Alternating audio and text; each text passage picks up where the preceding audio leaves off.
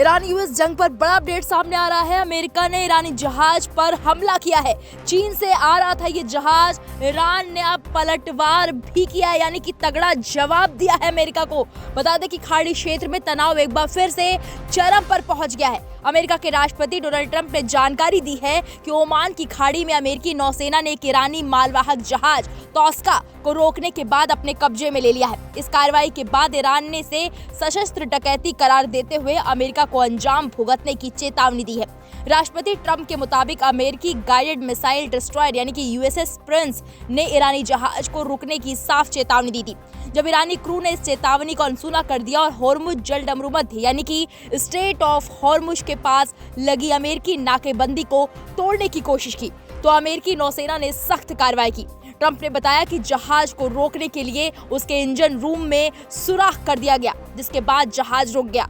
अमेरिकी राष्ट्रपति ने दावा किया है कि तोस्का की लंबाई लगभग 900 फीट है और इसका वजन किसी विमान वाहक पोत यानी कि एयरक्राफ्ट कैरियर के बराबर है। ट्रंप ने अपने ट्रुथ सोशल पोस्ट में लिखा, तोस्का अपनी पिछली अवैध गतिविधियों की वजह से पहले से ही अमेरिकी ट्रेजरी के प्रतिबंधों के दायरे में है। अब ये पूरी तरह हमारे कब्जे में है और हम जांच कर रहे हैं कि इसमें क्या लदा है। marinetraffic.com के मुताबिक तोस्का एक कंटेनर जहाज है जो ईरानी झंडे के साथ चल रहा था। कुछ घंटों पहले तक इसकी लोकेशन अरब की खाड़ी में देखी गई थी।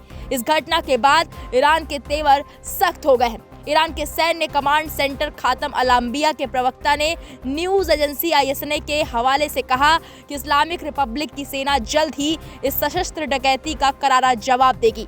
आक्रामक अमेरिका ने संघर्ष विराम का उल्लंघन करते हुए और समुद्री डकैती को अंजाम देते हुए ओमान सागर के जल क्षेत्र में चीन से आ रहे ईरान के एक व्यापारिक जहाज पर हमला किया है।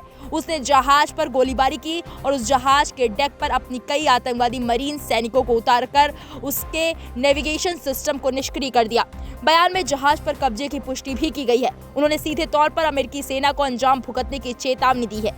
बयान में आगे कहा गया है कि हम चेतावनी देते हैं कि इस्लामिक गणराज्य ईरान के सशस्त्र बल अमेरिकी सेना द्वारा की गई सशस्त्र समुद्री डकैती का जल्द ही जवाब देंगे और इसके खिलाफ जवाबी कार्रवाई भी करेंगे। जानकारी के लिए बता दें कि पिछले हफ्ते से स्ट्रेट ऑफ हॉर्मुज में ईरान ने अमेरिकी ब्लॉकेड के जवाब में जलमार्ग को बंद रखा हुआ है। इससे ग्लोबल तेल सप्लाई प्रभावित हो रही है। इस बीच व्हाइट हाउस ने घोषणा की कि उपराष्ट्रपति जेडी वेंस और उच्च स्तरीय अमेरिकी अधिकारी आने वाले दिनों में पाकिस्तान जाकर ईरान के साथ शांति वार्ता का नया दौरा करेंगे। हालांकि तेहरान ने स्पष्ट किया है कि जब तक अमेरिका ब्लॉकेड नहीं हटाता तब तक वो अपने दूत नहीं भेजेगा। इस बीच मौजूदा युद्ध विराम की मियाद जल्द ही समाप्त होने जा रही है। इसे बढ़ाने की कोशिशें चल रही हैं, लेकिन नई घटना ने स्थिति को और कठिन बना दिया है। पाकिस्तान इन बातचीत में मध्यस्थ की भूमिका निभा रहा है। पहले दौर की बातचीत में 21 घंटे की चर्चा के बावजूद कोई समझौता नहीं हो पाया था। उपराष्ट्रपति जेडी वेंस ने तब कहा था कि ईरान अमेरिकी शर्तों, खासकर परमाणु हथियार न बनाने की प्रतिबद्धता को मानने को तैयार नहीं है। अब नई घटना के बाद वार्ता की संभावनाएं धूमिल नजर आ रही हैं। एक्सपर्ट्स का मानना है कि यह घटना क्षेत्रीय सुरक्षा के लिए बड़ी चुनौती है। अगर युद्ध विराम नहीं बढ़ाया गया तो फिर से पूर्ण युद्ध की स्थिति बन सकती है। अमेरिका ने स्पष्ट किया है कि ब्लॉकेड तब तक जारी रहेगा जब तक ईरान अपनी मांगें पूरी नहीं करता।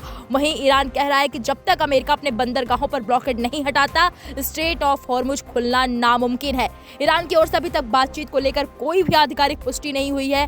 हालांकि ईरानी संसद के अध्यक्ष मोहम्मद बगेर कलिबाफ ने एक इंटरव्यू में कहा कि कूटनीति के मैदान में हम पीछे नहीं हटेंगे, लेकिन उन्होंने ये भी माना कि दोनों पक्षों के बीच मतभेद बहुत ही ज्यादा गहरे हैं। इस बीच बड़ा अपडेट आपको दे रहे हैं कि अमेरिका ने ईरानी जहाज पर कब्जा कर लिया है। ये ईरानी जहाज चीन से आ रहा था, जिसके बाद ईरान ने भी तगड़ा जवाब दिया और चेतावनी दी है अंजाम भुगतने के लिए।